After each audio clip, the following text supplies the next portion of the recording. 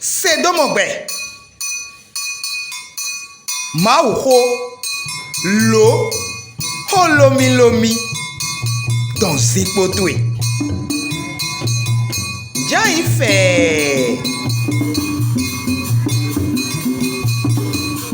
Sédomongbè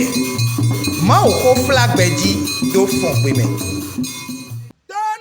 Sédomongbè si agbasa mi kudo le wenu bokudo me pipo kodo ye iko egbe o mi na do kodo we ma Sophonie tonji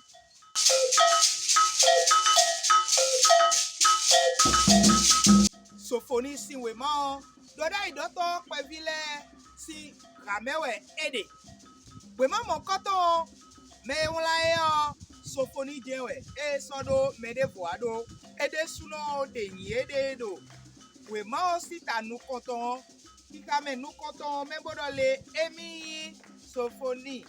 gemalia sivi bo gemalia ene o enyi amalia sivi bo amalia ene enyi Ezekiel sivi po ene emi mo ka ekle vandole a ovi kunkan mewe yan gosi wetenu e ka won we ma mon koton we ma ene odo won la won yin we do epo pe nu oton kande kaka soyi epo pe nu oton konukuno kobo enaji Jesu no we so bo ereon ena so we ma won la to so yin we nenu o e we ndo le edo kodo kodo jiride da kode pobodole ma usi komesion e jawe okodo kekeneke ekuido ena levo note dinwe o e khlerole judasi kanu ogbenu yi bon Babylon nu le salome o ekun so ko na video ne eni o eso Sophonie sodo doda idoto jelemi si khame mu ye mewe lewe wa sodo we do ponu do e ko de ne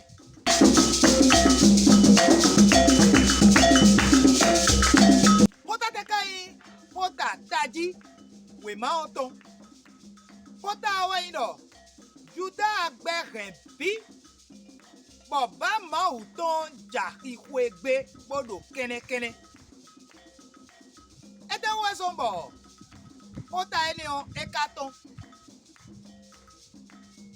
juda vile o ede ido nu pedo ye si owe hun ye wa wu si bi bogo iyo e wa pe gbezan itome ekpea ìran level sen fodun baalu moloki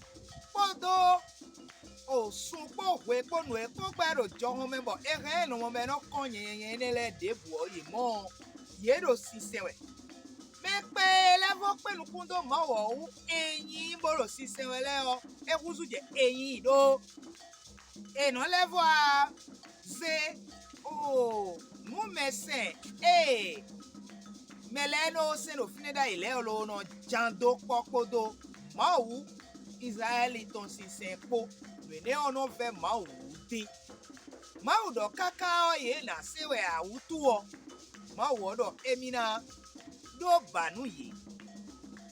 mina flindole Josias siweyin akosu dagbe e ton do judale o gudo ton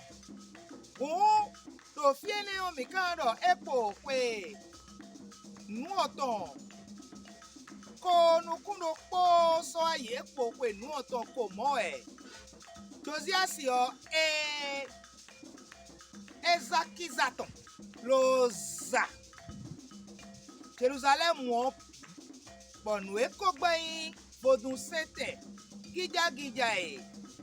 ahosu de le bloda ile o donu kekenu mi he mi adodole Sophonie si azo ena kodo jongwin nu Josias bo edowa azo mon koton nu yan wuli tekai we ma oton nu yan wuli owe indole ena de khledole eindo eje koiji lobo nu edo alo ekpe mede neji po enoje jino iji bono so ma udo pekame o nwene o enyado bono re beto sigbe sodo koblu manyame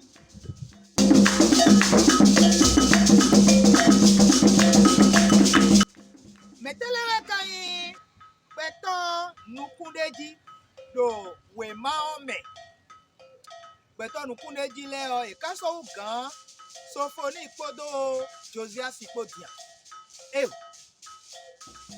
bon newe klisu kai di de klebon do we mamon koton me klisu yi di de kledi weji jono Israeliton ere na mo enero afọdị dị atongo we ma sita atongo me ewe na levoyi ahosu Israeliton ena mo enero Sophonie si ma ta ton ikame afotongo me nu minale ko bo se kuido de glo mi adole we ma mo koto ere na ma do we apapwe nu koton besi ta nu koton ikame nu koton soyi ta tongo si ikame tenego eneo eklerole ma una don tonu me jenwe ekai Jerusalem kede don tona gbewe ma wo ja lo a ena don tonu togun eko lele do Jerusalem le bi moro po mi wayi apapwe wego mina morole kame tenego we mata atongo ton kakaso ifonu eklerole dole meleti bondo kasidi sinu mau na kunu blau ton tiene we mina bon lo na ha plon do we mamo koton meleji plon da ko do ma me we dole mi je do mau mini wegbe bonu mau tredo banu mi mini yi bagbe bo weta do mau glo mau na levo wa kunu blau mi so egbe wanu wenu gbo ekanyi wanu we utosi bonu minado segbeje bona momi kodo ye ipo merako maule ajavun ewedo mo ji donboro fe pe don leme merako avo ato imi eno palo ni amodo fiti trodia ero kero confideboro azo pa pere wado eyere susi nu wale jiwe ko no estel ti bozo kunsa na we gaga wiwio bi ma tun yan ewe no sen le lo no de aya vile si mebo mi no mo te o do mo lo no si da peto bon ete ko na le do after you